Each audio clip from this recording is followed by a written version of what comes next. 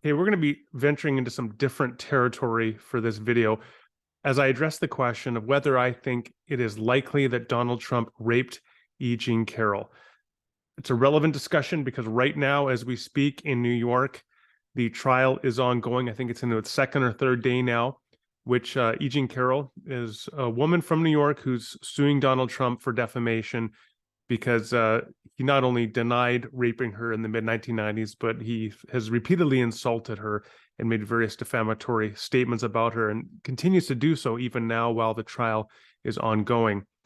So I thought it was worthwhile to address this, first of all, because it's not on the top of all the headlines. There's been a lot that's been happening in the world this week, but just it is extraordinary that right now a former US president is on trial in a civil suit for rape, an allegation of rape or defamation with respect to sexual assault charges. I mean, that's just an incredible thing that we have to really think about.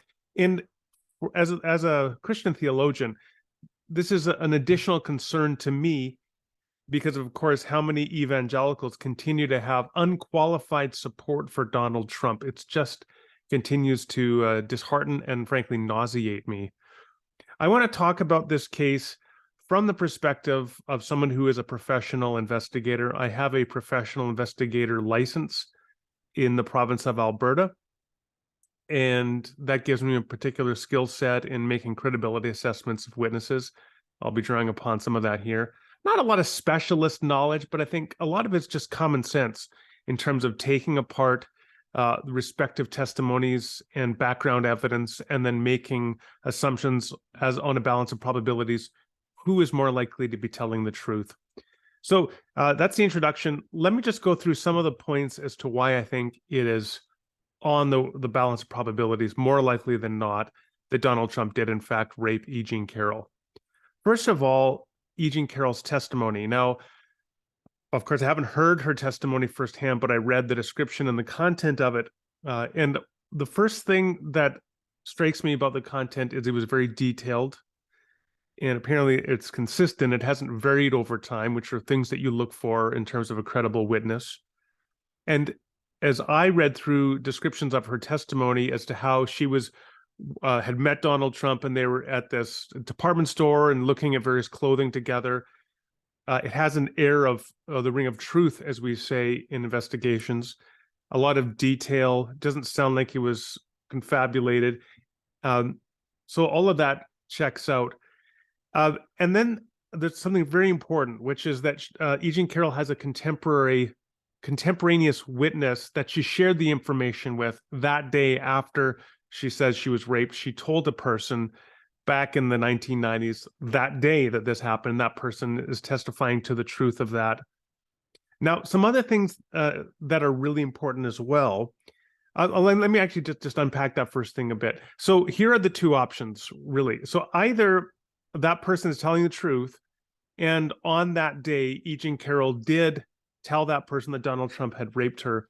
Then you have to ask, okay, if it's not true, what is the motivation back in the 1990s for E. Jean Carroll to tell her friend that she was raped by Donald Trump? I mean, you could say, oh, she wants to get rich and sue him.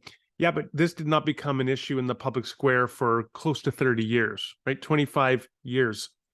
So why would she tell her friend on the day it allegedly happened back in the mid-1990s that it had happened if it weren't true? The more plausible interpretation right there, I think, is just that it did in fact happen, and she shared a contemporaneous account with her friend who is now a witness. Another thing that really struck me as supportive of the credibility of E. Jean Carroll's testimony, well, actually two things, let me say. First of all, she noted that there was a dynamic of mutual attraction between Donald and herself as they were interacting together in the department store. So she found him charming. And that goes to her credibility, that she's willing to concede and acknowledge that early on she had some degree of attraction to him. Additionally, she says in her testimony that she could have been flirting with him. It could be appropriate to describe her behavior with him prior to the rape as being flirtatious in nature. Again, that goes to the credibility of her testimony. It's a nuanced testimony in which she is acknowledging some degree of attraction, some degree of flirtation she had with Donald prior to the alleged assault. And then we have additionally beyond that several other factors in terms of the credibility of E. Jean Carroll versus Donald Trump. We know with respect to Trump that there are approximately 25 women who have gone on the record accusing Donald Trump of sexual harassment and or sexual assault. And it is pretty extraordinary to suggest that every one of these 25 witnesses, many of whom are highly accomplished professionals in public life, are people who are just fabricating these claims. Another thing to keep in mind in terms of background evidence is that Donald Trump's first wife, Ivana, accused him of having raped her at one point during their divorce proceedings. We know that the infamous Access Hollywood tape in 2005, that Donald Trump was caught on hot mic boasting that he can get away with sexually assaulting women. We also know that Donald Trump is a habitual liar. And that, of course, has been documented by news journalists, outlets. People like Daniel Dale has done an outstanding job documenting Donald Trump's habitual lying. So there's that. He's not a very credible witness in any respect. And then his response to E. Jean Carroll's allegations include saying, well, that she was not his type. He made a comment at least once in a public setting, have you seen her?